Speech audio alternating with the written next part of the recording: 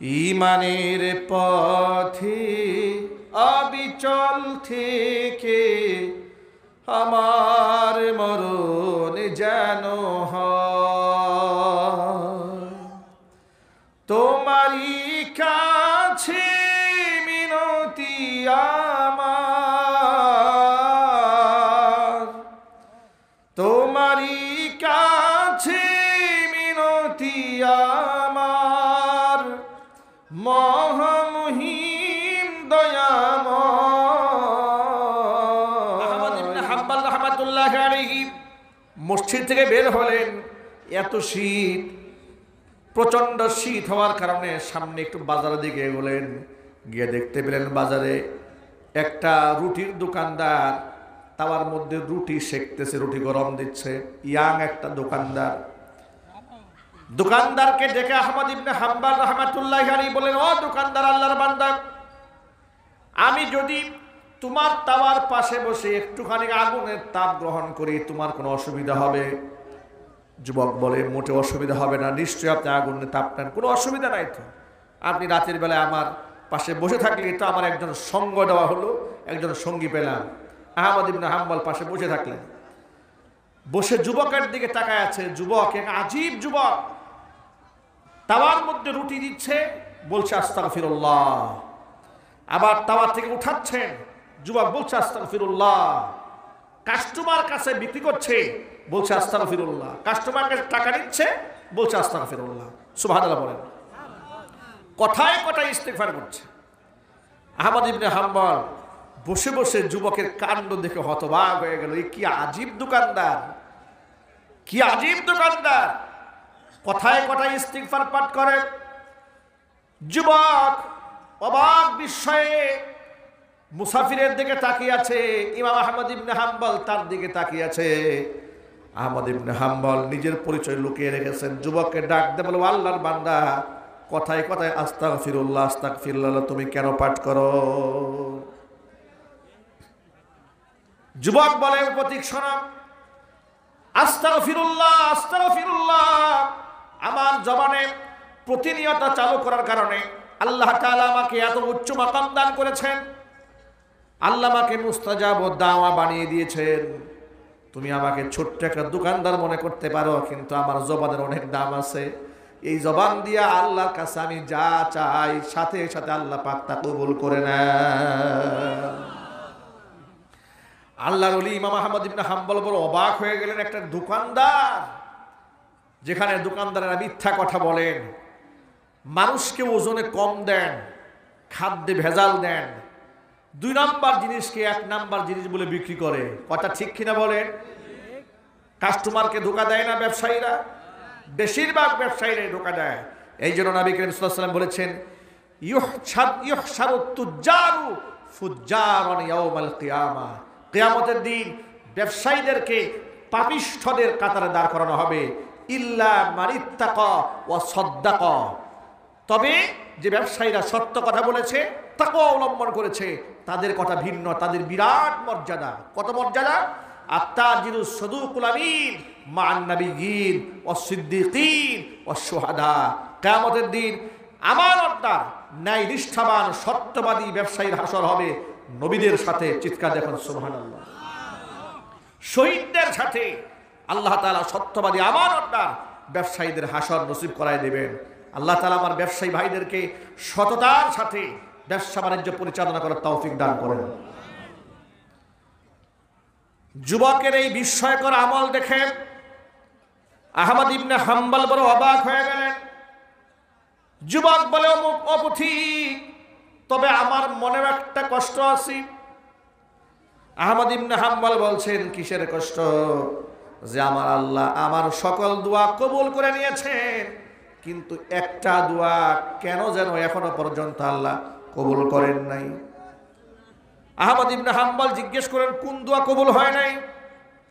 যুবক বললেন, আমি আল্লাহর কাছে দোয়া করেছিলাম, রব্বুল আলামিন এই জগতের শ্রেষ্ঠ মুহাদ্দিস, শ্রেষ্ঠতম ফকিহ, শ্রেষ্ঠতম আলেম ইমাম আহমদ ইবনে হাম্বলকে যেন জীবনে একটা বারের জন্য আমি দেখতে পারি।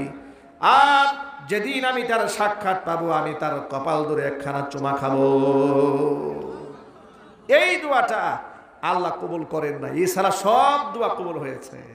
ইমাম আহমদ ইবনে হাম্বল সব শুনে এখন আর নিজেকে লুকিয়ে রাখতে পারলেন না, যুবকের কাছে পরিচয় ব্যক্ত করলেন। ও যুবক, আল্লাহ তোমার এই দোয়া বিফলে দেন নাই। আল্লাহর কাছে তুমি যেই দোয়া করেছিলে, যে জগতের শ্রেষ্ঠতম মুহাদ্দিস ফকিহ ইমাম আহমদ ইবনে হাম্বলের তুমি সাক্ষাৎ চাও, আল্লাহর কাছে দোয়া এমন ভাবে কবুল হয়েছে, স্বয়ং আল্লাহ পাক ইমাম আহমদ ইবনে হাম্বলকে তোমার রুটির দোকানে পাঠিয়ে দিয়েছে। যুবক আহমদ ইবনে হাম্বলের সাথে মুআনাকা করলেন, আহমদ ইবনে হাম্বলের কপাল ধরে চুম্বন করলেন। জোরে কোন আল্লাহু আকবার। ভাইরা, আল্লাহর ওলিরা এভাবে নিজেকে আড়াল রাখতে পছন্দ করতেন। আমি আমার সকল ভাইদেরকে বলছি, ভাইরা আমাদেরকে নিরহংকার হয়ে যেতে হবে, কারণ আমরা আল্লাহ পাকের গোলাম। আমরা কার গোলাম? কোরআন মাজিদের সূরা ফুরকানে আল্লাহ বলছেন, ওয়া ইবাদুর রাহমানিল্লাযীনা ইয়ামশুনা আলাল আরদি হাওনা। দয়াময় আল্লাহ পাকি বান্দা যারা জমিনের মধ্যে যখন তারা চলে, ইয়ামশুনা আলাল আরদি হাওনা, অত্যন্ত বিনয়ের সাথে যারা চলে। ওয়া ইযা খাতাবাহুমুল জাহিলুনা, মূর্খরা যখন তর্কের খাতিরে তাদেরকে সম্বোধন করে বাজে কোনো কথা বলে, তখন তারা বিতর্কে জড়িয়ে পরিবেশ নষ্ট করে না। কালু সালামা, শান্তিময় কথা বলে তারা সেখান থেকে বিদায় হয়ে যায়। জোরে বলেন সুবহানাল্লাহ। আমার সামনে যে সমস্ত ভাইরা বসে আছেন, পর্দার অন্তরে মা এবং বোনেরা বসে আছেন, কসম আল্লাহ, নিজেকে কখনো বড় মনে করবেন না, সব সময় নিজেকে ছোট মনে করবেন। মান তাওয়াদা লিল্লাহি রাফাহুল্লাহ, যে ব্যক্তি আল্লাহর জন্য বিনয়াবনত চিত্ত হয়, আল্লাহ পাক ওই বান্দাকে উপরে উঠায় দেয়। এর ছেলেকে ডেকে বললেন, ও আব্দুল্লাহ, শোনো, এবার তুমি আমাদের মা আয়েশা রাদিয়াল্লাহু তাআলা আনহার কাছে গিয়ে আমার পক্ষ থেকে একটা আবদার জানাবে। সেটা হলো, আমার শাহাদাতের পরে আমার খুব পরম ইচ্ছা আমার দুই বন্ধু নবী করিম সাল্লাল্লাহু আলাইহি ওয়াসাল্লাম এবং হযরত আবু বকর সিদ্দিক যেখানে শুয়ে আছেন তার পাশে আমাকে একটুখানি জায়গা দেওয়ার জন্য। কিন্তু যেহেতু আয়েশার ঘর, মা আয়েশার পারমিশন লাগবে। তবে বলার সময় কথা বলবে না, মিন খলিফাতুল মুসলিমিন মিন আমিরুল মুমিনিন, এই ধরনের শব্দ না বলে বলবা মিন উমর ইবনুল খাত্তাব, উমর ইবনুল খাত্তাবের পক্ষ থেকে আপনার কাছে আবেদন পাঠানো হয়েছে। কারণ আমিরুল মুমিনিন বললে, যিনি আমিরুল মুমিনিন হন, তার হুকুম মান্য করা সাধারণ মানুষের জন্য ফরজ হয়ে যায়। ঠিক কিনা বলেন? তিনি গিয়ে মা আয়েশার কাছে আবদার পেশ করলেন। মা আয়েশা রাদিয়াল্লাহু তাআলা আনহা খলিফার এই অবস্থা শুনে অজর ধারায় কান্না করতেছিল আর বললেন, এই জায়গাটা আমি আমার নিজের জন্য বাছাই করে রেখে দিয়েছিলাম, কিন্তু উমরের আবদারে এই জায়গাটা আমি উমরের জন্য ছেড়ে দিলাম। আবদার ছেড়ে দিলেন মা আয়েশা। এরপরে খলিফাতুল মুসলিমিন হযরত উমর ছেলেকে ডেকে বলছেন, ও ছেলে, আমি যেহেতু এখনো বেঁচে আছি, এই জন্য মা আয়েশা হয়তো আমাকে সান্ত্বনা দেওয়ার জন্য মনের মধ্যে ইচ্ছা না থাকা সত্ত্বেও তিনি রাজি হয়ে যেতে পারেন। কিন্তু আমি যখন শহীদ হয়ে যাব, আমার লাশটা তার বাড়ির সামনে নিয়ে তার কাছ থেকে শেষবারের মতো আরেকবার অনুমতি চাইবা।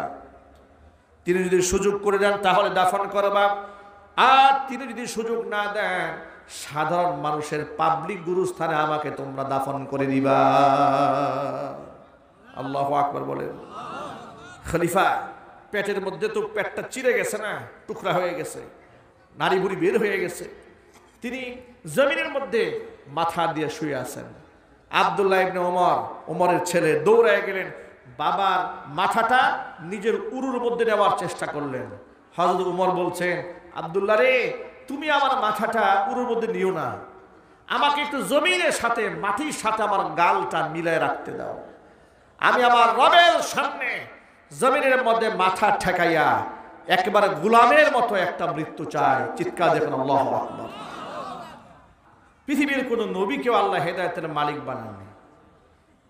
নবীরা যদি হেদায়েতের মালিক হতেন তাহলে নবীদের প্রিয় ভাজন যারা ছিলেন, প্রিয় পাত্র যারা ছিলেন, তারা হেদায়েত শূন্য হয়ে কেউ দুনিয়া থেকে বিদায় নিতেন না, ঠিক কিনা? নবী ইব্রাহিম আলাইহিস সালাতু ওয়াস সালামের কলিজার টুকরা পিতা আযর কতভাবে বুঝালেন, মূর্তি ভেঙে বুঝালেন যে মূর্তির কোনো ক্ষমতা নাই। লোকেরা তাকে বিনিময়ে অগ্নিকুণ্ডে নিক্ষেপ করল, তাকে দেশান্তরিত করল, যুক্তি দিয়া বোঝালেন, তর্ক দিয়া বোঝালেন, কোনোভাবেই তারা মানলেন না। হাতটাকে কলিজার টুকরা পিতা মুশরিক অবস্থায় দুনিয়া থেকে মারা গেলেন। কিয়ামতে ইব্রাহিম আলাইহিস সালাতু ওয়াস সালামের সাথে পিতা আযরের দেখা হবে। হাদিস শরীফের মধ্যে আল্লাহর নবী বলেন, ইয়ালকা ইব্রাহিমু আবাহু আযর ইয়াউমাল কিয়ামা ওয়া আলা ওয়াজহি আযর কাতারাতুন ওয়া গাবারাতুন। পিতা আযরের সাথে নবী ইব্রাহিম খলিলের দেখা হয়ে যাবে হাসরের ময়দানে। আযরের চেহারার মধ্যে খুব ময়লা আবর্জনা থাকবে, ধুলো মলিন চেহারা থাকবে আযরের। আযরকে ডেকে ইব্রাহিম আলাইহিস সালাতু ওয়াস সালাম বলবেন, আলাম আকুল লাকা লা তাসিনি। বাবা, আপনাকে আমি বলিনি দুনিয়াতে আপনি আমার কথার বাহিরে চলবেন না, এই দেবদেবীগুলোকে সেজদা দেবেন না, আপনাকে বলিনি? বাবা জাহান্নামের ভয়াবহ অবস্থা দেখে এমন বেকারার হবেন, ইব্রাহিম আলাইহিস সালাতু ওয়াস সালামকে হাত বাড়িয়ে বলবেন, ফালিয়াউমা লা আসিক, আজকের পর থেকে আমি আর তোমার কথার অবাধ্য হব না। কি ভাইরা, কাজে আসবে? যদি বলেন কাজে আসবে। এরপরেও ইব্রাহিম ইসলাম আশা ছাড়বেন না, আল্লাহকে বলে ফেলবেন, আল্লাহ আয় আমার রব, আল্লাহুম্মা ইন্নাকা ওয়া'আদতানি আল্লাহ তুখজিয়ানি ইয়াওমা ইউবআসুন। আয় আল্লাহ তাআলা, তুমি তো আমার সাথে ওয়াদা করেছিলে তুমি পুনরুত্থান দিবসে আমাকে অপমানিত লাঞ্ছিত করবে না। এর চাইতে বড় অপমান আমি ইব্রাহিমের জন্য আর কি হতে পারে? আমি পুত্র থাকবো জান্নাতে আর আমার পিতা থাকবে জাহান্নামে, এটা তো আমার জন্য সবচাইতে বড় লাঞ্ছনা আর গঞ্জনা আর অপমাননা। তুমি তো আমার সাথে ওয়াদা করেছিলে যে আমাকে তুমি লাঞ্ছিত করবে না, কিন্তু এটা তো অপমান হয়ে যাচ্ছে। আল্লাহ পাক ফায়াকুলুল্লাহ, আল্লাহ রাব্বুল আমিন তখন জবাব দিয়ে বলবেন, ইন্নাল্লাহা ইন্নী কদ হাররামতুল জান্নাতা আলাল কাফিরিন। আমি আল্লাহ তাআলা কাফেরদের জন্য আমার জান্নাতটাকে আমি হারাম বানিয়ে দিয়েছি। পুত্র ইব্রাহিম পিতা আযরের প্রতি যে মোহাব্বতটা দেখালেন, বাবার প্রতি সন্তানের এই মোহাব্বত দেখে আল্লাহ তাআলা সাথে সাথে পিতা আযরকে একটা নিকৃষ্ট জানোয়ারের রূপ দেবেন।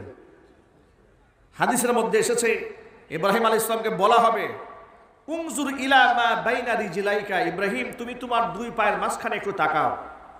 এতক্ষণ তো পিতা ইব্রাহিম আলাইহিস সালাম পিতা আযর দাঁড়িয়ে ছিল। যখন আল্লাহ বলবেন তোমার দুই পায়ের মাঝখানে একটু তাকাও, তাকায় দেখবেন এমন একটা নিকৃষ্ট সুরতের ঘৃণিত জানোয়ার বানিয়ে তার পিতাকে আল্লাহ দু পায়ের মাঝখানে ফেলে রেখেছেন। ঘৃণায় ইব্রাহিম আলাইহিস সালাম নিজে মুখ ফিরায় নেবেন, ফায়ুখাযু বিকাওয়ামিহি ওয়া ইউলকা ফিন-নার, দুই পায়ের মধ্যে ধরা হবে, জাহান্নামে তাকে নিক্ষেপ করা হবে। চিৎকার দেখুন, নাউযু বিল্লাহি মিন যালিক। ভাইরা আমার, হাদিসের এই অংশ থেকে গোটা জগৎবাসীর জন্য শিক্ষা হলো, এই দুনিয়াতে হেদায়েতের মালিক নবীরাও ছিলেন না।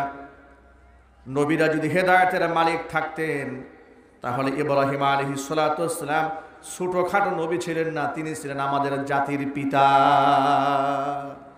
কি ছিলেন যদি বলেন তো ভাই? এ কথা এখন বলতে কি আপনাদের আর কোনো ভয় আছে নাকি মনে? আগে কিন্তু বিরাট একটা ভয় থাকতো। আমরাও ওয়াজ করে নেমে যাওয়ার সময় চিন্তা করতাম যে এই জাতির পিতা বলার কারণে না জানি কেউ আবার কোরআন থেকে দাঁড়ায় যায়, ঠিক না ভাই? ভাই, ইজ্জত সম্মান এগুলা জোরাজুরি করার জিনিস নয়, এগুলা বন্দুকের নল ঠেকায়া আদায়ের জিনিস নয়, এগুলা ক্ষমতা দিয়ে আদায়ের জিনিস নয়। ইজ্জত দেওয়ার মালিক কে? সম্মান দেওয়ার মালিক কে? এগুলা টাকা পয়সা দিয়ে অর্জন করা যায় না, এগুলা সব ঠুনকো ব্যাপার। তুইজ্জু মান তাশাউ ওয়া তুযিল্লু মান তাশাউ বিয়াদিকাল খাইর। আল্লাহ যাকে খুশি তুমি ইজ্জত দান করো, যাকে খুশি লাঞ্ছিত করো, তোমার হাতেই সকল কল্যাণের চাবিকাঠি। ইন্নাকা আলা কুল্লি শাইইন কাদির। আল্লাহ তুমি সব কিছুর উপর ক্ষমতাবান। চিৎকার যখন সুবহানাল্লাহ। আল্লাহ যে কত ক্ষমতাধর এটা আমাদের বুঝতে অনেক সময় কষ্ট হয়, ঠিক না ভাই? আমরা কিন্তু অনেক সময় বুঝি না, কিন্তু আল্লাহ পাক বলেছেন ওয়াল্লাহু বিগাফিরিন আম্মা তা'মালুন। তোমাদের কৃতকর্ম সম্পর্কে আমাকে উদাসীন মনে করো না। ইন্নাল্লাহা লা ইয়াখফা আলাইহি শাইউন ফিল আরদি ওয়ালা ফিস সামা। আসমান জমিনের কিছুই আমার অগোচরে হয় না। সুবহানাল্লাহ বলেন। সব আল্লাহ দেখতে পান। ফিলিস্তিনের মাজলুম মুসলমানদেরকে আমেরিকার সহায়তা নিয়ে ইসরায়েলি পশু সৈন্যরা বোম মেরে যখন তাদেরকে ধ্বংস করে দিচ্ছিল, বাড়িঘরগুলো আগুনে জ্বালিয়ে পড়ে ছাই বানিয়ে দিচ্ছিল, সেখানকার এলিট পিপল, সম্মানিত ব্যক্তিবর্গরা ভিক্ষুকের মতো রাস্তায় যখন হাত বাড়াচ্ছিল, এই দৃশ্যগুলো দেখে আমাদের অঝোরে চোখ থেকে পানি ঝরত। মনে মনে ভাবতাম এই জুলমের শেষ কোথায়, এর কথা এই আমলের শেষ কোথায়, আমরা কত কষ্ট পেতাম। আমেরিকার সরকার ডোনাল্ড ট্রাম্প এই পাগলটি ঘোষণা দিয়েছিল এইবার যদি সে ক্ষমতায় আসে তাহলে ফিলিস্তিনের মাটিতে বাকি গাজাতে যতটুকু মুসলমানদের অস্তিত্ব আছে সেটাও সে ধ্বংস করে দেবে। নাউজুবিল্লাহ। আর আস্তে আস্তে বলেন আপনারা। সহায়তা দেবে ইসরায়েলকে। একথা কেন বলেছিল? ইসরায়েলি ইহুদিদের সাপোর্ট পাওয়ার জন্য নির্বাচনে। কারণ আমেরিকার গভর্নমেন্ট, আপনারা এই বিস্ময়কর তথ্য শুনে রাখুন, পৃথিবী গোটা ওয়ার্ল্ড বিশ্বকে বর্তমানে প্রযুক্তি দিয়ে পরিচালনা করছে ইহুদিরা। আর এই ইহুদিরাই আমেরিকার সরকারকে টালমাটাল করে দেয়। তাদের সাপোর্ট দেওয়ার জন্য এই ডোনাল্ড ট্রাম্প এই পাগলটি বলেছিল যে আমি এবার যদি ক্ষমতা আসতে পারি তাহলে গাজার বাকি অংশগুলোকে জ্বালিয়ে পুড়ে আমরা ছাই বানায় দেব। এই আশ্বাস দিয়েছিল। ক্ষমতায় আসলো। ইন্নাহুম ইয়াকিদুনা কাইদা ওয়া আকিদু কাইদা। আল্লাহ বলেছেন তারাও চক্রান্ত করে, আর চক্রান্তের জবাব দেওয়ার জন্য আমি আল্লাহ প্রস্তুত রয়েছি। আল্লাহু আকবার বলেন। ওরা 1 বছরে আমেরিকার সরকার ইসরায়েলি পশু সৈন্যদেরকে সহায়তা দিয়েছিল 2200 কোটি মার্কিন ডলার, শুধুমাত্র আফগানিস্তানের উপর ফিলিস্তিনের উপর হামলা করার জন্য, গাজার উপর হামলা করার জন্য 2200 কোটি মার্কিন ডলার দিয়েছিল 1 বছরের অনুদান। আর আল্লাহ তাআলা এদেরকে মাত্র 3 দিনের মাথায় 150 বিলিয়ন মার্কিন ডলার জ্বালিয়ে পুড়িয়ে ছাই বানিয়ে দিয়েছে। আল্লাহ আছে না নাই? এত আসতে বলেন কেন ভাই? আল্লাহ আছে না নাই? আল্লাহ পাকের রহম থেকে হতাশ হওয়া যাবে না। এই বাংলাদেশে এই যে তরুণ প্রজন্মের ছেলেরা আজকে আমাদের সামনে বসে আছে না, এই বাচ্চাদেরকে নিয়ে আমরা হতাশ হয়ে গিয়েছিলাম। আল্লাহর কসম, আমি এই মাঠে 16-17 বছর কথা বলি, বিভিন্ন মাহফিলে গ্রামগঞ্জে যেতাম, ব্রিজ কালভার্টগুলো পার হওয়ার সময় দেখতাম মাহফিলের একেবারে খুব সন্নিকটে 1-1.5 কিলোমিটার ভেতরে যুবকেরা মাহফিলের মাইকে আওয়াজ শোনা যাচ্ছে, মাহফিলে না বসে ওরা পাবজি গেমস খেলছে, সিনেমা দেখছে, বন্ধু বান্ধব নিয়ে আড্ডা দিচ্ছে, টিকটক ভিডিও বানাচ্ছে। এগুলো দেখে আমরা খুব ব্যথিত হতাম আর মনে মনে ভাবতাম, আহারে এই জাতির মুক্তি কেমনে আসবে? যে জাতির ইয়াং এবং তরুণ প্রজন্মের লোকেরা পাবজি খেলায় মত্ত থাকে আর শ্রেষ্ঠ সন্তান আলেমদেরকে কবরের মধ্যে রশি বেঁধে বেঁধে আদালতে দাঁড় করায় দেওয়া হয়, এই জাতির মুক্তি কেমনে আসবে? একটা পর্যায়ে আমরা এই তরুণ প্রজন্ম থেকে আমরা হতাশ হয়ে গিয়েছিলাম, কিন্তু আল্লাহ পাক আমাদেরকে হতাশ করেন নাই।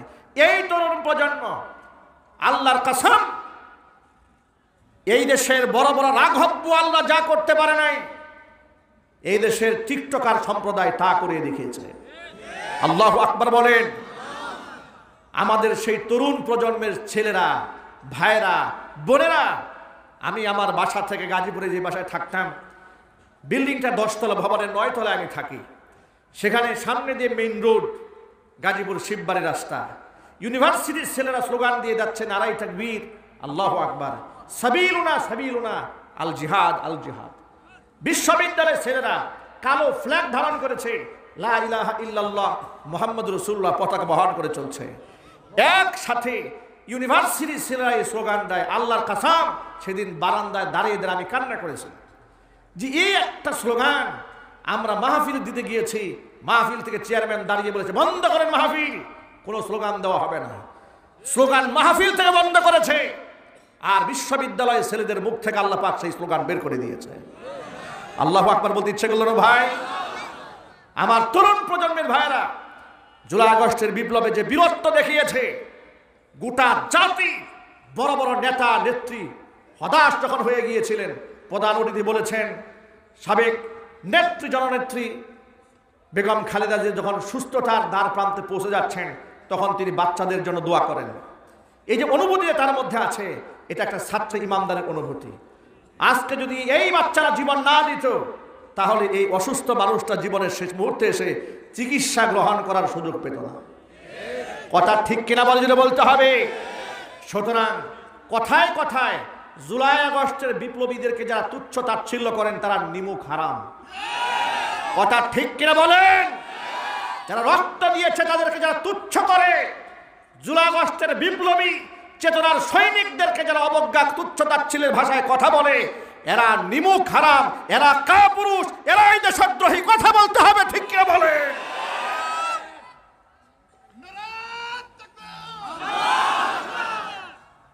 আমার যুবক ভাইরা, আমাদের হতাশা কেটে গিয়েছে। এমন প্রতাপশালী দাপটশালী ক্ষমতাধর একজন জালেমের সামনে দাঁড়িয়ে যখন মুসলমানরা ইসলামের স্লোগান দিতে পেরেছে, এই মুসলমানদেরকে নিয়ে আমরা স্বপ্ন দেখতে পারি যে ইনশাআল্লাহ এই দেশের মাটিতে এই ৫৬,০০০ বর্গ মাইলের মধ্যে আর কোনোদিন কোনো স্বৈরা শাসকের জন্ম হতে পারে না। আমরা একটা শেখ হাসিনা এই মাটিতে তৈরি হতে দেব না ইনশাআল্লাহ। একটু আসতে বলতে হবে। একটা স্বৈরাচারী হাসলক ইরো তৈরি হতে দেব না, রাশেদ খান মেনন তৈরি হতে দেব না, শাহরিয়ার কবির তৈরি হতে দেব না, দরবেশ বাবার মতো লুটপাটকারী আর বাংলার মাটিতে তৈরি হতে দেব না। রাজিয়া সরকারের দোহান দেখতে চাচ্ছি আমরা।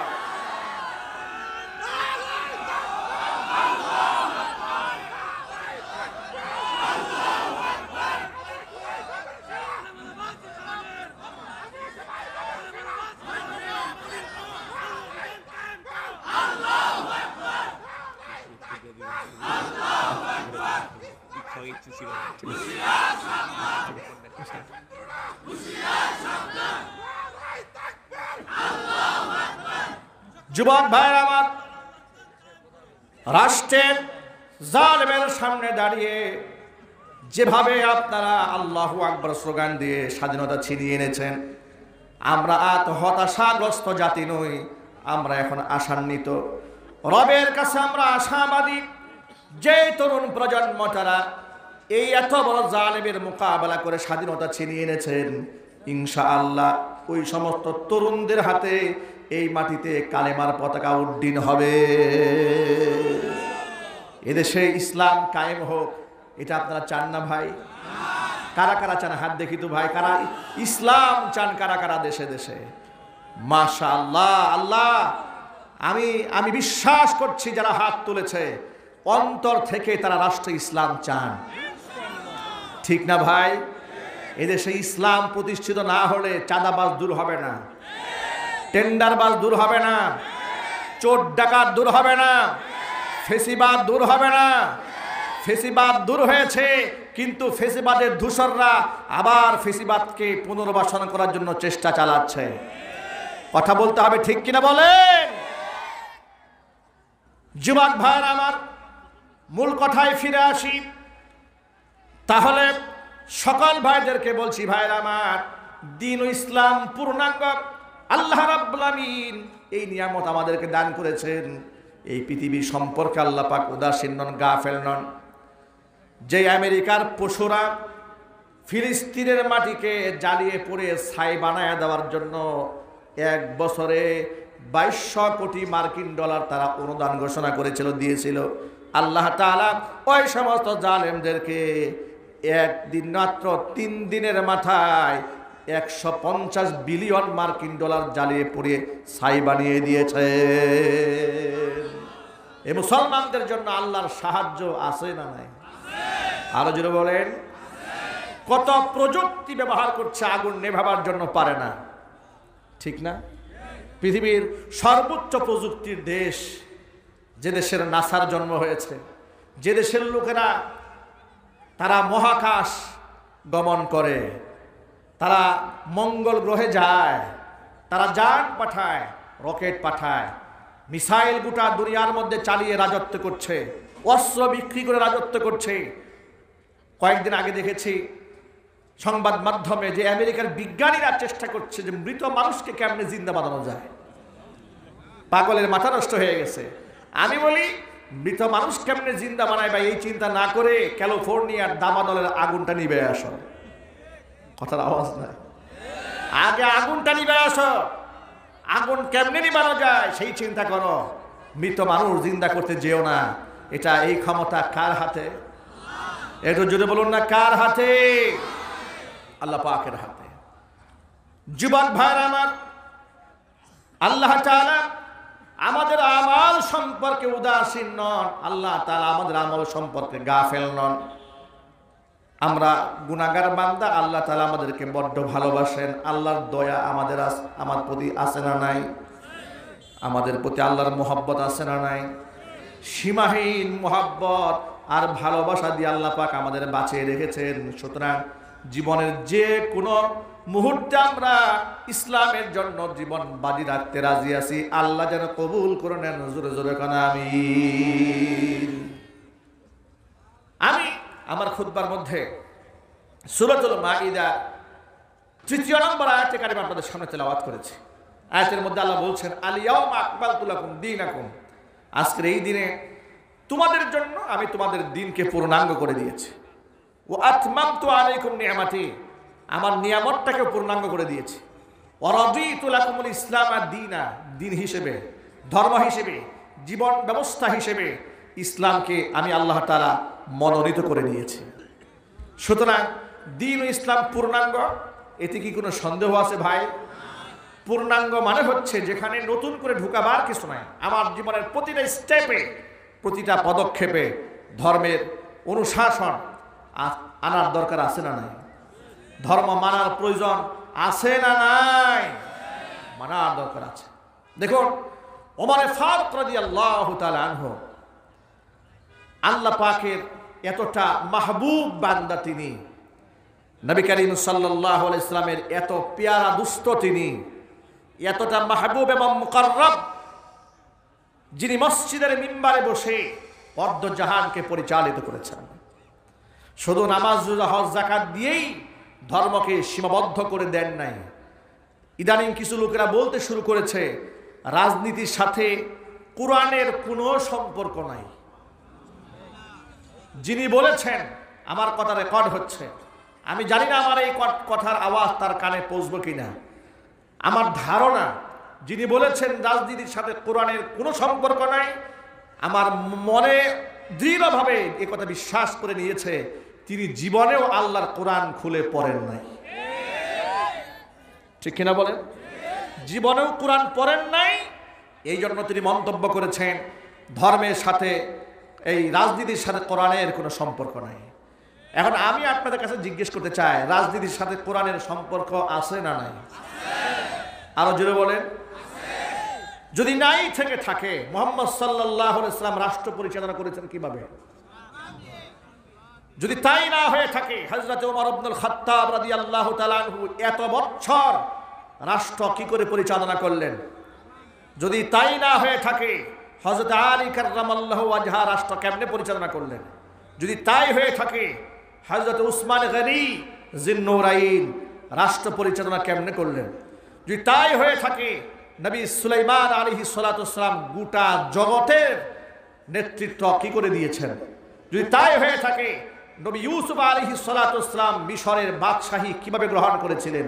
এসব গল্পগুলো কোরআনে আছে না নাই? আরো জোর আওয়াজে বলতে হবে, আছে না নাই?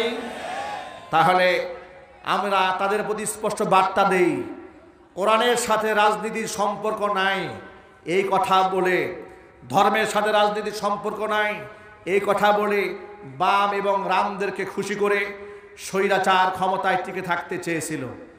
তারা গোটা দেশের মুসলমানদেরকে বিষিয়ে তুলেছিল, খেপিয়ে তুলেছিল, যার কারণে মুসলমানদের লানত, অভিশাপে, বদদুয়াতে এদেশ থেকে তারা বিতাড়িত হয়েছে। সুতরাং আপনারাও যদি একে সুরে কথা বলেন তাহলে কিন্তু আপনাদের কপালে তাই জুটবে স্বৈরাচারের কপালে যা জুটেছিল। কথা ঠিক কিনা যদি বলেন? সুতরাং আপনারা এমন লাগামহীন বক্তব্য দেওয়া বন্ধ করুন। আল্লাহ তাআলা তাদেরকে হেদায়েত দান করুক, জোরে কোন আমিন। ওমরে ফারুক রাদিয়াল্লাহু তাআলা আনহু একজন খলিফা হওয়ার পরে পরকাল বিশ্বাসী হওয়ার কারণে কতটা মাহবুব আল্লাহ হয়েছিলেন। নবী করিম সাল্লাল্লাহু আলাইহি ওয়াসাল্লাম যার ব্যাপারে বলেছেন, লাউ কানা মিন বাদি নাবিয়্যুন লাকানা উমারু নাবিয়্যা,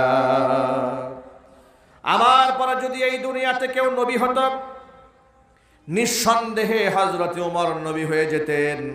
জোরে জোরে কোন আল্লাহু আকবার। আল্লাহর নবী যে উমর সম্পর্কে বলেছেন, উমর যে রাস্তায় হাঁটে ওই রাস্তার মধ্য দিয়ে শয়তানও হাঁটতে সাহস পায় না। প্রিয় ভাইরা আমার, হযরত উমর আল্লাহর কাছে একটা দোয়া করতেন, আল্লাহুম্মা রযুকনি শাহাদাতান ফি সাবিলিক ওয়াজআল মাউতি ফি বালাদি রাসূলিক। আল্লাহ তাআলা, তোমার পথে তুমি আমাকে শাহাদাতের মৃত্যু দান করো, তোমার নবীর দেশে আমাকে মৃত্যু দান করো। জোরে কোন সুবহানাল্লাহ। অপারেটর সাউন্ড বাড়াই দাও, সাউন্ড একদম কমাই ফেলছো। আল্লাহর কাছে দোয়া কবুল হয়েছে। হযরত ওমর ফজরের নামাজের ইমামতি করছিলেন, এমন সময় মুনাফিক পিছন দিক থেকে ছুরি মেরে দিয়েছে। ওমর রাদিয়াল্লাহু তাআলা আনহুর একেবারে নাড়ি বুড়ি সহ পর্যন্ত কেটে গেছে। নামাজ শেষে রক্তাক্ত অবস্থায় জমিনের মধ্যে পড়ে আছি। ডাক্তার তার চিকিৎসার জন্য আগমন করেছেন, সুচিকিৎসা দেওয়ার জন্য ডাক্তার তাকে এক গ্লাস দুধ পান করার নির্দেশ প্রদান করলেন। হযরত ওমর রক্তাক্ত অবস্থায় তিনি এক গ্লাস দুধ পান করার সাথে সাথে, মুখ দিয়া দুধ পান করার সাথে সাথে নাড়ি বুড়ি যেহেতু কেটে গিয়েছে, পেটের অংশ দিয়ে দুধগুলা বাহিরে বের হয়ে যায়। ডাক্তার তার এই অবস্থা দেখে ওমরে ফারুককে ডেকে বলছে, খলিফা আপনার অবস্থা বড় গুরুতর, আপনি হয়তো আর বেশিক্ষণ টিকে থাকতে পারবেন না। আপনার যদি কিছু ওসিয়ত করার থাকে সন্তানদেরকে আপনি ওসিয়ত করে ফেলেন, যদি মনের কোনো চাহিদা থাকে সেটাও আপনি বলে ফেলেন। হযরত ওমর আব্দুল্লাহ ইবনে ওমর রাদিয়াল্লাহু তাআলা আনহুমাকে ডাকলেন, তার ছেলেকে ডাকলেন। ছেলেকে ডেকে বলছেন, ও আব্দুল্লাহ রে, শোনো, তুমি আমার পক্ষ থেকে একটা কথা নবী করিম সাল্লাল্লাহু আলাইহি ওয়াসাল্লামের অন্যতম সাহাবী হুযায়ফা ইবনুল ইয়ামানকে গিয়া বলবা। হুযায়ফা ইবনুল ইয়ামান কি আমার কাছে ডেকে আনবা, তার কাছে আমার একটা বার্তা আছে। হুযায়ফা ইবনে ইয়ামানকে ডেকে আনা হলো। হুযায়ফা ইবনে ইয়ামানকে ডেকে ওমর রাদিয়াল্লাহু তাআলা আনহু শাহাদাতের অপেক্ষায় আছেন। তিনি বললেন, ও আল্লাহর বান্দা হুযায়ফা, তোমাকে আমি আল্লাহর নামের কসম দিয়ে বলছি, আল্লাহর নবী তোমার কাছে গোপনে মুনাফিকদের নামের তালিকা প্রকাশ করেছিলেন। তুমি একটু বলো তো, আল্লাহর কসম দিয়ে তোমাকে বলি, নবীজি সাল্লাল্লাহু আলাইহি ওয়াসাল্লাম মুনাফিকের যে তালিকা তুলে ধরেছিলেন তার মধ্যে আমি উমরের নামটা আছে নাকি? সুবহানাল্লাহ। আল্লাহ পাকের এত নৈকট্য প্রাপ্ত বান্দা ভয় পাচ্ছেন, নিজের আমলের কারণে ভয় পাচ্ছেন আল্লাহর সামনে কি নিয়ে দাঁড়াবেন, এই জন্য নিজে মুনাফিক হয়ে গেলাম কিনা আতঙ্কে আছেন। আর আমাদের অবস্থা কি ভাই? নামাজ নাই, রোজা নাই, আল্লাহ পরকালে চিন্তা নাই, মিথ্যা, সুদ, ঘুষ, জিনা, ব্যভিচার, দুর্নীতি, স্বজনপ্রীতি সব করার পরেও নিজেকে জান্নাতের 1 নাম্বার বাসিন্দা মনে হয়। কথা ঠিক কিনা বলেন? আল্লাহ আমাদের ইমানকে হেফাজত করেন, জোরে করেন আমিন। হুযায়ফা ইবনুল ইয়ামান খলিফার এই কথা শুনে অজর দ্বারায় কান্নায় ভেঙে পড়লেন। তিনি কান্না শুরু করলেন যে খলিফা বলে কি এটা, তার নাম মুনাফিকদের নামের তালিকায় থাকবে, এটা তিনি চিন্তা করলেন কেমন। তিনি কান্না করতেছিলেন।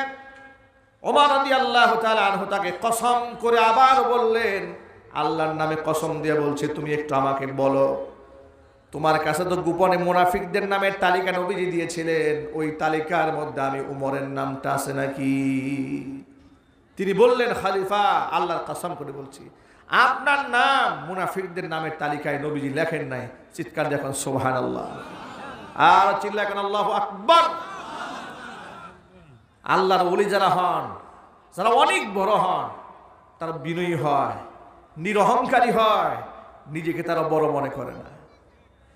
এরপর খলিফা নিজের ছেলেকে ডেকে বললেন, ও আব্দুল্লাহ শোনো, এবার তুমি আমাদের মা আয়েশা রাদিয়াল্লাহু তাআলা আনহার কাছে গিয়ে আমার পক্ষ থেকে একটা আবদার জানাবে। সেটা হলো, আমার শাহাদাতের পরে আমার খুব পরম ইচ্ছা আমার দুই বন্ধু নবী করিম সাল্লাল্লাহু আলাইহি সাল্লাম এবং হযরত আবু বকর সিদ্দিক যেখানে শুয়ে আছেন তার পাশে আমাকে একটুখানি জায়গা দেওয়ার জন্য। কিন্তু যেহেতু আয়েশার ঘর, মা আয়েশার পারমিশন লাগবে।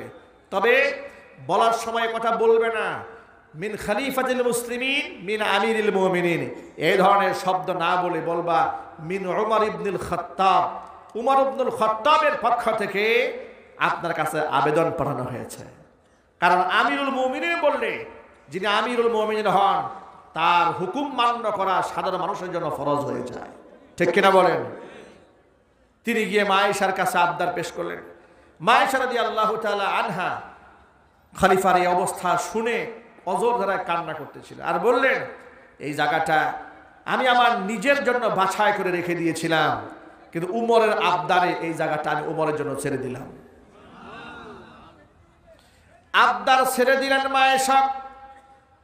এরপরে খলিফাতুল মুসলিমিন হযরত উমর ছেলেকে ডেকে বলছেন, ও ছেলে, আমি যেহেতু এখনো বেঁচে আছি, এই জন্য মা আয়েশা হয়তো আমাকে সান্ত্বনা দেওয়ার জন্য মনের মধ্যে ইচ্ছা না থাকা সত্ত্বেও তিনি রাজি হয়ে যেতে পারেন, কিন্তু আমি যখন শহীদ হয়ে যাব, আমার লাশটা তার বাড়ির সামনে নিয়ে তার কাছ থেকে শেষবারের মতো আরেকবার অনুমতি চাইবা।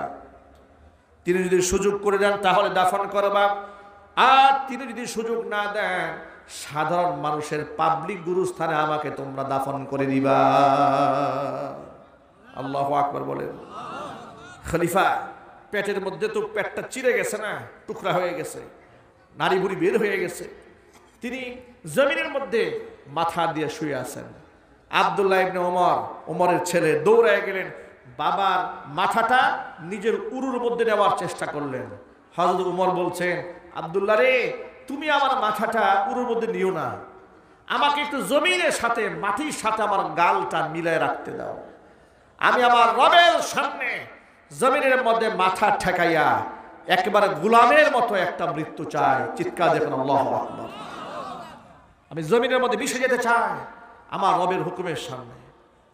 আল্লাহর এত বড় ওলি, তাদের মধ্যে কোনো অহংকার নাই, নিরহংকার মানুষ। আর আজকে অহংকারে আমাদেরকে খেয়ে ফেলেছে। আলেমদের মধ্যে অহংকার, ইমামের মধ্যে অহংকার, বক্তাদের মধ্যে অহংকার, খতিবদের মধ্যে অহংকার, নেতা নেত্রীদের মধ্যে অহংকারের তো কোনো সীমাই নাই। কথা ঠিক কেন যদি বলতে হবে? আল্লাহ রাসূল বললেন, লা ইয়াদখুলুল জান্নাতা মান কানা ফি কলবিহি মিসকালু হাববাতিন মিন কিবরিন, যার অন্তরে দানা পরিমাণ, সরিষা দানা পরিমাণ অহংকার থাকবে, সেই ব্যক্তি জান্নাতে প্রবেশ করতে পারবে না।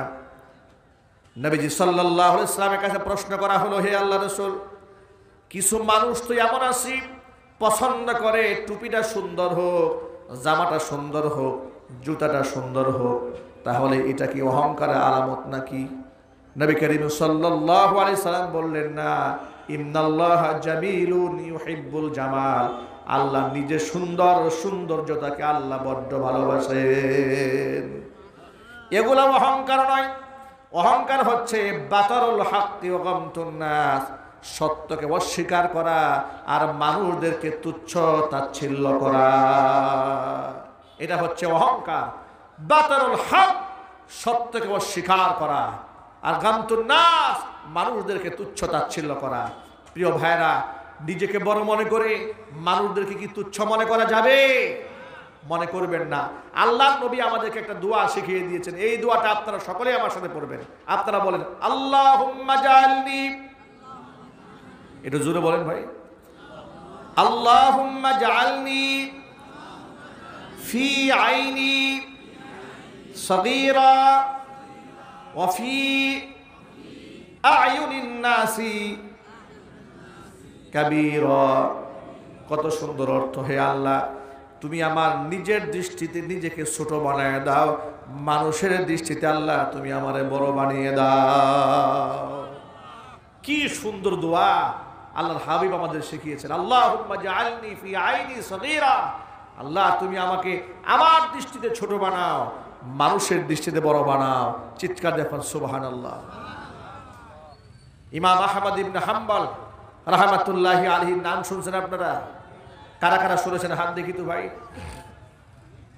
মাশাআল্লাহ, হাত নামান। ইমাম আহমদ ইবনে হাম্বল রাহিমাহুল্লাহ জান্নাতুল ফিরদাউসের সুউচ্চ মাকাম দান করেন।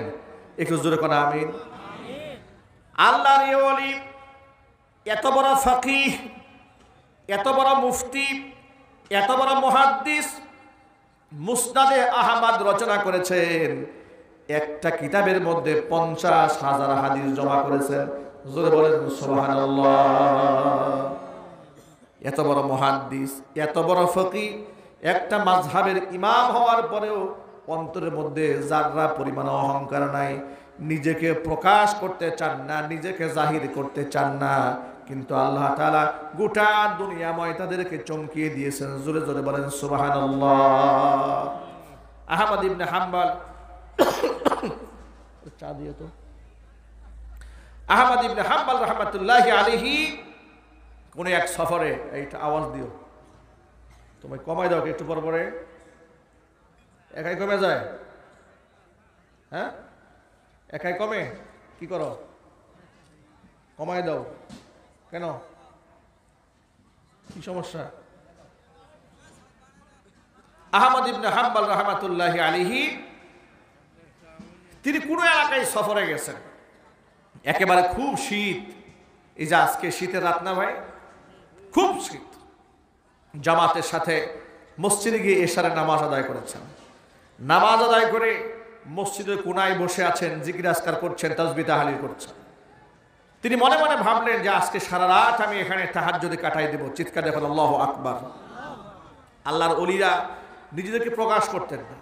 মসজিদের মুয়াজ্জিন আসছে, এসে দেখে একজন মুরব্বী বসে আছে মসজিদের কোনায়। বললেন, এই যে পথিক, নামাজ থেকে বের হন, নামাজ তো শেষ হয়ে গেছে, এখানে বসে কোনো লাভ নাই। আহমদ ইবনে হাম্বল বলে, মুয়াজ্জিন সাহেব,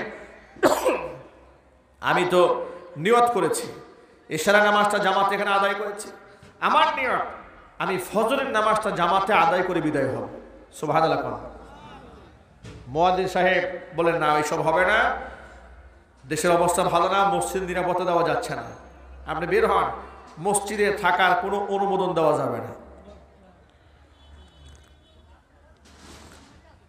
কোনোভাবেই মুয়াজ্জিন সাহেব তাকে অনুমতি দিচ্ছে না মসজিদে থাকার জন্য। আহমদ ইবনে হাম্বল বারবার রিকোয়েস্ট করছেন, মুয়াজ্জিন সাহেব, আমি খারাপ মানুষ নয়, আমি এই জায়গায় নামাজ পড়ব, সারা রাত তাহাজ্জুদে নামাজ পড়ে সকালবেলা জামাতের সাথে ফজরটা পড়েই বের হয়ে যাব। মুয়াজ্জিন সাহেব বললেন, তা হবে না, আপনি বের হন। মসজিদ থেকে বের করে দিলেন। আল্লাহর ওলি ইমাম আহমদ ইবনে হাম্বল তখনও বললেন না, নিজের পরিচয় দিলেন না, অথচ তখন গোটা জগতের মানুষ তার নাম চিনে। চিল্লাটা সুবহানাল্লাহ। তখন তার ফেসবুক ছিল না যে ফেসবুকে সবাইকে চিনবে, এমন ছিল না। বিরাট বড় মুহাদ্দিস। মসজিদ থেকে বের হয়ে আল্লাহর ওলি কি করে এখানে?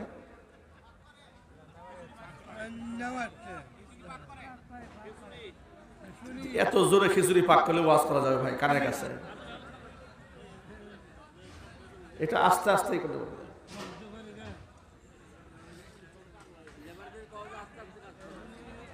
আহমদ ইবনে হাম্বল রাহমাতুল্লাহি আলাইহি মসজিদ থেকে বের হলেন।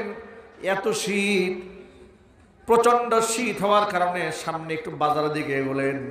গিয়ে দেখতে পেলেন বাজারে একটা রুটির দোকানদার তাওয়ার মধ্যে রুটি সেকতেছে, রুটি গরম দিচ্ছে। ইয়াং একটা দোকানদার। দোকানদারকে ডেকে আহমদ ইবনে হাম্বল রাহমাতুল্লাহি আলাইহি বলেন, ও দোকানদার, আল্লাহর বান্দা, আমি যদি তোমার তাওয়ার পাশে বসে একটুখানি আগুনের তাপ গ্রহণ করি তোমার কোনো অসুবিধা হবে? যুবক বলে, মোটে অসুবিধা হবে না, নিশ্চয়ই আপনি আগুনের তাপ নেন, কোনো অসুবিধা নাই তো।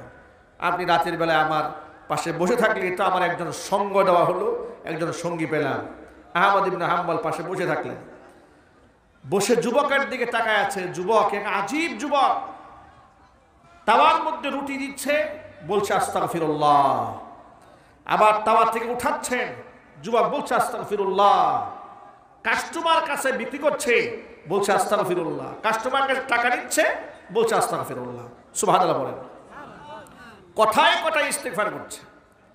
আহমদ ইবনে হাম্বল বসে বসে যুবকের কাণ্ড দেখে হতবাক হয়ে গেল। এই কি আজীব দোকানদার, কি আজীব দোকানদার, কথায় কথায় ইস্তেগফার পাঠ করে। যুবক অবাক বিস্ময়ে মুসাফিরের দিকে তাকিয়ে আছে। ইমাম আহমদ ইবনে হাম্বল তার দিকে তাকিয়ে আছে।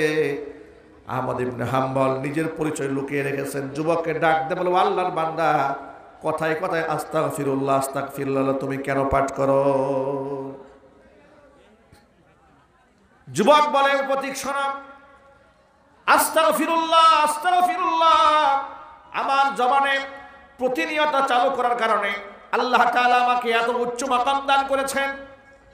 আল্লাহ আমাকে মুস্তাজাব ও দাওয়া বানিয়ে দিয়েছেন। তুমি আমাকে ছোট্ট একটা দোকানদার মনে করতে পারো, কিন্তু আমার জবানের অনেক দাম আছে। এই জবান দিয়ে আল্লাহর কাছে আমি যা চাই সাথে সাথে আল্লাহ পাক তা কবুল করে নেন। আল্লাহর ওলি ইমাম আহমদ ইবনে হাম্বল বড় অবাক হয়ে গেলেন। একটা দোকানদার, যেখানে দোকানদারেরা মিথ্যা কথা বলেন, মানুষকে ওজনে কম দেন, খাদ্যে ভেজাল দেন, 2 নাম্বার জিনিসকে 1 নাম্বার জিনিস বলে বিক্রি করে। কথা ঠিক কিনা বলেন? কাস্টমারকে ধোকা দেয় না ব্যবসায়ীরা? বেশিরভাগ ব্যবসায়ীরাই ধোকা দেয়। এই জন্য নবী করিম সাল্লাল্লাহু আলাইহি ওয়াসাল্লাম বলেছেন, ইউহশারু তুজ্জারু ফুজ্জারান ইয়াউমাল কিয়ামা। কিয়ামতের দিন ব্যবসায়ীদেরকে পাপিষ্ঠদের কাতারে দাঁড় করানো হবে। ইল্লা মানিত্তাকা ওয়া সাদ্দাকা, তবে যে ব্যবসায়ীরা সত্য কথা বলেছে, তাকওয়া অবলম্বন করেছে, তাদের কথা ভিন্ন, তাদের বিরাট মর্যাদা। কত মর্যাদা? আত-তাজিরুস সাদুকুল আমিন মা'আন নাবিয়্যিন ওয়াস সিদ্দিকিন ওয়াস শুহাদা।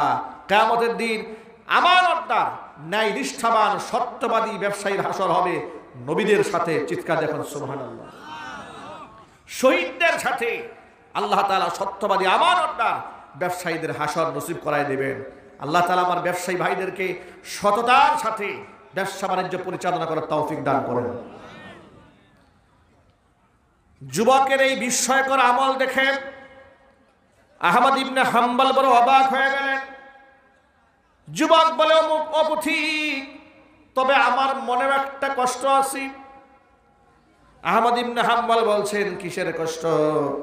যে আমার আল্লাহ আমার সকল দোয়া কবুল করে নিয়েছেন, কিন্তু একটা দোয়া কেন যেন এখনো পর্যন্ত আল্লাহ কবুল করেন নাই। আহমদ ইবনে হাম্বল জিজ্ঞেস করেন, কোন দোয়া কবুল হয় নাই? যুবক বললেন, আমি আল্লাহর কাছে দোয়া করেছিলাম, রব্বুল আলামিন এই জগতের শ্রেষ্ঠ মুহাদ্দিস, শ্রেষ্ঠতম ফকিহ, শ্রেষ্ঠতম আলেম ইমাম আহমদ ইবনে হাম্বলকে যেন জীবনে একটা বারের জন্য আমি দেখতে পারি। আর যেদিন আমি তার সাক্ষাৎ পাবো, আমি তার কপাল ধরে একখানা চুমা খাবো। এই দোয়াটা আল্লাহ কবুল করেন না, এছাড়া সব দোয়া কবুল হয়েছে। ইমাম আহমদ ইবনে হাম্বল সব শুনে এখন আর নিজেকে লুকিয়ে রাখতে পারলেন না। যুবকের কাছে পরিচয় ব্যক্ত করলেন, ও যুবক, আল্লাহ তোমার এই দোয়া বিফলে দেন নাই। আল্লাহর কাছে তুমি যেই দোয়া করেছিলে, যে জগতের শ্রেষ্ঠতম মুহাদ্দিস ফকিহ ইমাম আহমদ ইবনে হাম্বলের তুমি সাক্ষাৎ চাও, আল্লাহর কাছে দোয়া এমন ভাবে কবুল হয়েছে, স্বয়ং আল্লাহ পাক ইমাম আহমদ ইবনে হাম্বলকে তোমার রুটির দোকানে পাঠিয়ে দিয়েছে। যুবক আহমদ ইবনে হাম্বলের সাথে মুআনাকা করলেন, আহমদ ইবনে হাম্বলের কপাল ধরে চুম্বন করলেন। জোরে কোন আল্লাহু আকবার। ভাইরা, আল্লাহর ওলিরা এভাবে নিজেকে আড়াল রাখতে পছন্দ করতেন। আমি আমার সকল ভাইদেরকে বলছি, ভাইরা আমাদেরকে নিরহংকার হয়ে যেতে হবে, কারণ আমরা আল্লাহ পাকের গোলাম। আমরা কার গোলাম? কোরআন মাজিদের সূরা ফুরকানে আল্লাহ বলছেন, ওয়াইবাদুর রাহমানিল্লাযীনা ইয়ামশুনা আলাল আরদি হাওনা। দয়াময় আল্লাহ পাকের বান্দা যারা জমিনের মধ্যে যখন তারা চলে, ইয়ামশুনা আলাল আরদি হাওনা, অত্যন্ত বিনয়ের সাথে যারা চলে। ওয়া ইযা খাতাবাহুমুল জাহিলুনা, মূর্খরা যখন তর্কের খাতিরে তাদেরকে সম্বোধন করে বাজে কোনো কথা বলে, তখন তারা বিতর্কে জড়িয়ে পরিবেশ নষ্ট করে না। কালু সালামা, শান্তিময় কথা বলে তারা সেখান থেকে বিদায় হয়ে যায়। জোরে বলেন সুবহানাল্লাহ।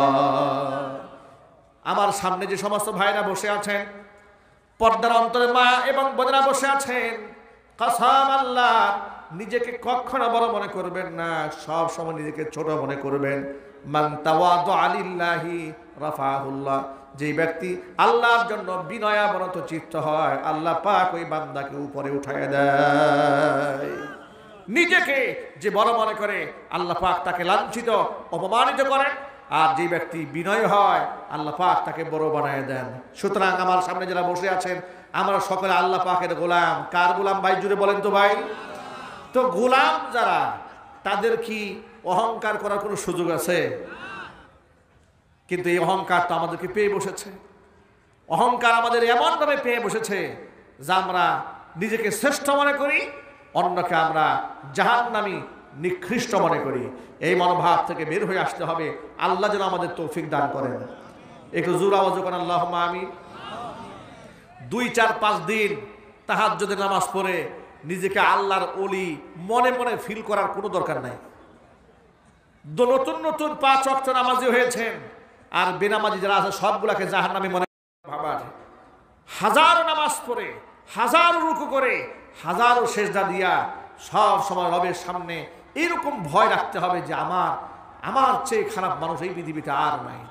ওমরে ফারুক রাদিয়াল্লাহু তাআলা আনহু বলেছেন, এমন কোন ঘোষণা যদি আসে পৃথিবীর সবগুলা মানুষ জাহান্নামে যাবে, একটি মানুষ জান্নাতে যাবে, আমি আল্লাহর রহমত এত আশা করি, আমার মনে চাবে তখন আমি মনে করব সব মানুষ জাহান্নামে গেলে আল্লাহর রহমতে আমি ওমর জান্নাতে যাব। আবার যদি এমন কোন ঘোষণা আসি পৃথিবীর সব মানুষ জান্নাতে যাবে, একজন ব্যক্তি জাহান্নামে যাবে, আমি আল্লাহর শাস্তিকে এতটা ভয় করি, আমার ভয় হয় সমস্ত মানুষ জান্নাতি হলেও ওই জাহান্নামী লোকটা নাকি আমি ওমর হয়ে যাই। এই জন্য হুজুর বলেছেন, আল ঈমান বাইনাল খাউফি ওয়ার রাজাই, ঈমান হচ্ছে ভয় এবং আশার মধ্যবর্তী অবস্থার নাম। নিজেকে মনে করতে হবে যে আমি গুনাহগার, আল্লাহ আমাকে ছাড়বে না, আমাকে যদি হিসাব নেওয়া শুরু হয়। আবার আল্লাহর রহমত থেকে বঞ্চিত হওয়া যাবে না, আমি নিশ্চিত আমার আল্লাহ আমাকে দয়া করে ইনশাল্লাহ অবশ্যই জান্নাত দেবেন। ঠিক কিনা ভাই? আমরা আমল দিয়া কেউ জান্নাতে যেতে পারবো না। নামাজ দিয়ে, রোজা দিয়ে, হজ দিয়ে, যাকাত দিয়ে বেহেশতে যেতে পারবো না, বেহেশত কিনতেও পারবো না, তবে আমল দিয়ে আল্লাহর দয়া কিনতে পারবো ইনশাল্লাহ। ঠিক কিনা ভাই? আল্লাহর দয়া ছাড়া জান্নাতে যাওয়া যাবে? সুতরাং আজকের পর থেকে যত ভাইরা এখানে এসছেন, সকল ভাইদের প্রতি উদাত্ত আহ্বান জানায়, আল্লাহর গুলামি আর আল্লাহর সামনে বিনয়াবরত চিত্ত হওয়ার সবচাইতে বড় মাধ্যম হচ্ছে নামাজ। এই নামাজ নিয়ে বান্দাদের কোনো অবহেলা চলবে না। আজকে বাংলাদেশে যে চিত্র দাঁড়িয়েছে, আপনি দেখেন, স্বৈরাচারের পতন হলো, পতন হওয়া মাত্র উচিত ছিল বাংলাদেশে কোনো প্রকারের চাঁদাবাজি চলবে না, চাঁদাবাজি হবে না, কিন্তু তাই কি হয়েছে? একটু জোরে বলেন ভাই। চাঁদাবাজ আছে না নাই? সেই আগের মতো ফেস্টুন এখনো আছে, সেই আগের মতো চাঁদাবাজি এখনো চলে, ট্রাকে চাঁদাবাজি চলছে, ব্যবসা প্রতিষ্ঠানে চাঁদাবাজি চলছে, মিল কলকারখানা চাঁদাবাজি চলছে। শুধু নামের পরিবর্তন হয়েছে, ব্যক্তির পরিবর্তন সাধিত হয়েছে। সুতরাং গোটা জাতিগতভাবে যদি আমরা সংশোধনী আনতে চাই, তাহলে নামাজ ভিত্তিক একটি জাতি তৈরি করতে হবে। আমরা সকলকে আজকের পর থেকে 5 ওয়াক্ত নামাজি হতে পারবো ইনশাআল্লাহ? কারা কারা পারবেন হাত দেখতে চাই। আল্লাহ সকলকে 5 ওয়াক্ত নামাজি বানাও দাও, জোরে কোন আমিন। ঈমানের পথে অবিচল থেকে আমার মরণ যেন হয়। ঈমানের পথে অবিচল থেকে আমার মরণ যেন হয়। তোমারই কাছে মিনতি আমার, তোমারই কাছে মিনতি আমার, মহামহিম দয়াময়। ঈমানের পথে অবিচল থেকে আমার মরণ যেন হয়। ঈমানের পথে অবিচল থেকে আমার মরণ যেন হয়। সকলে জোরে করে আমিন। ভাইরা আমার, অসংখ্য মায়েরা বোনরা আমাদের বয়ান শুনতে পাচ্ছেন। মা বোনদের জন্য আমাদের সর্বশেষ বার্তা হচ্ছে, প্রিয় মায়েরা বোনেরা,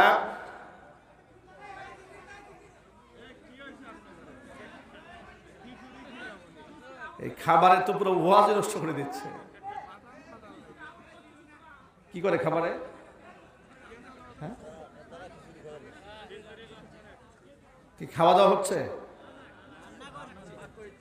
নাড়াচাড়া চলতেছে, নাড়াচাড়ায় এত আওয়াজ। তা খাওয়ার সময় তো এলাকায় থাকা যাবে না গরমে। আহারে আল্লাহ হেদায়েত দান করে। চা দিয়ে তো ভাই,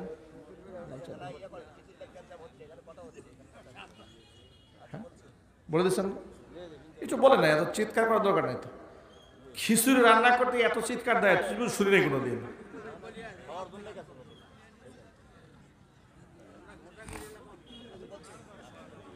খিচুড়ি তো আমাদের মেজর কোনো সাবজেক্ট নয়, কি বলেন ভাই? খিচুড়ি কি মেইন আজকের, নাকি মেইন আকর্ষণ খিচুড়ি?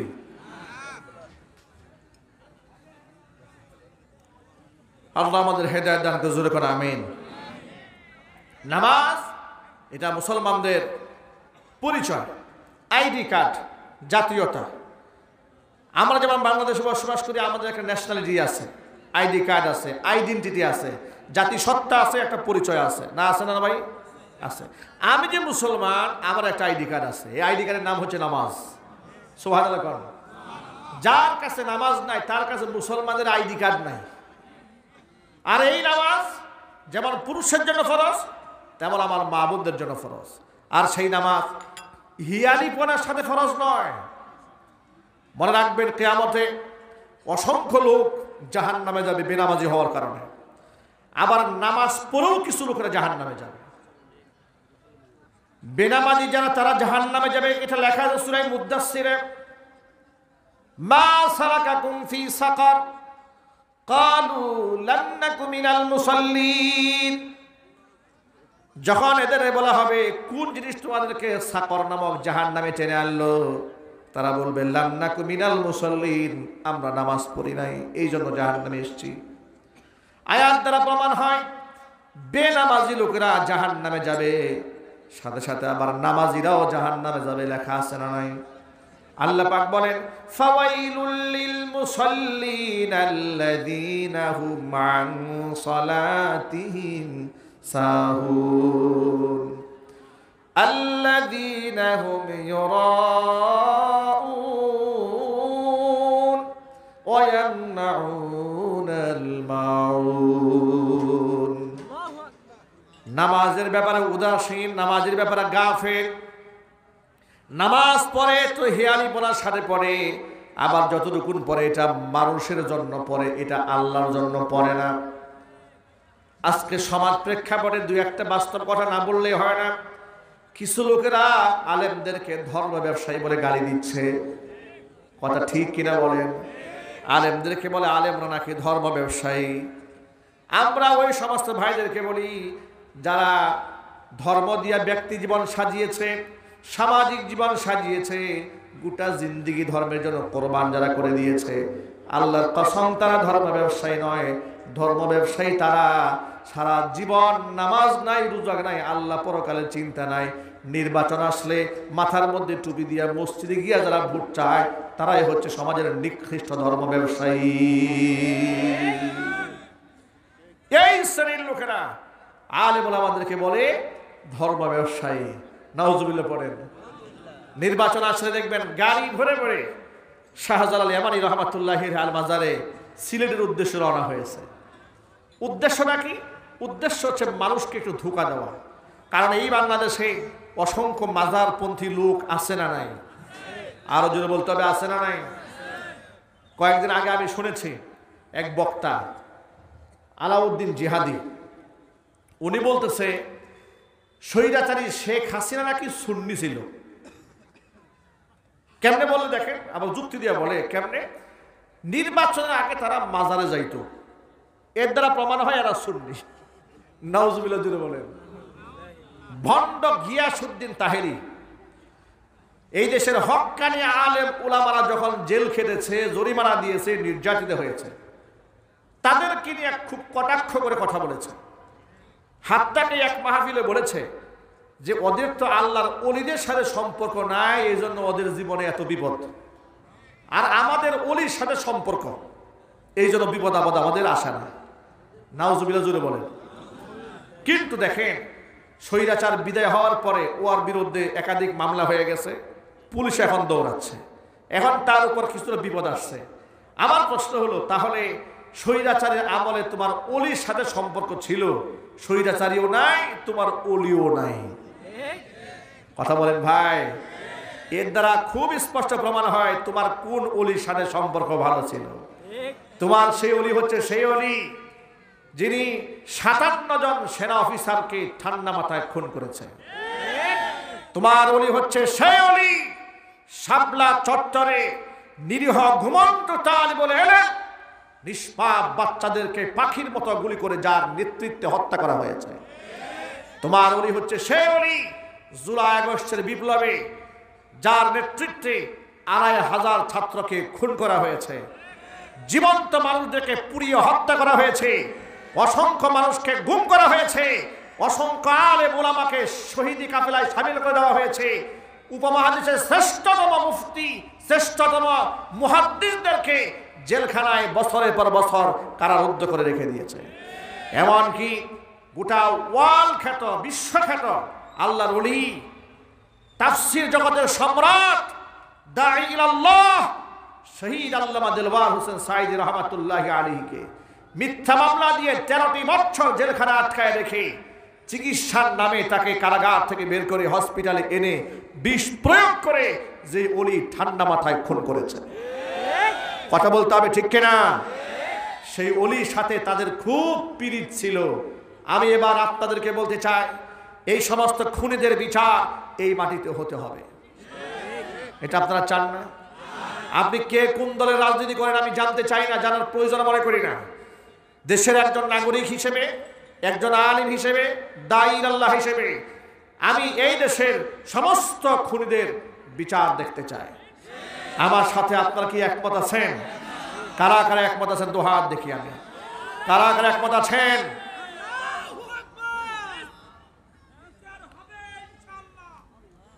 সুতরাং এই ক্ষেত্রে আপনাদের ঐক্যবদ্ধ থাকতে হবে ভাই, ফাটল সৃষ্টি করার সুযোগ নাই। বলেন ইনশাআল্লাহ।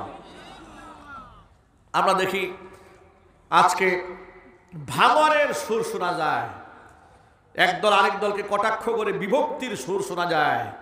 এত খুশি হওয়ার কারণ নাই, বিভক্তির সময় আসে নাই, শত্রু চতুর্দিকে দাঁড়ায় আছে। ঠিক কিনা ভাই? আমাদেরকে ঐক্যবদ্ধ হতে হবে, বলেন ইনশাআল্লাহ।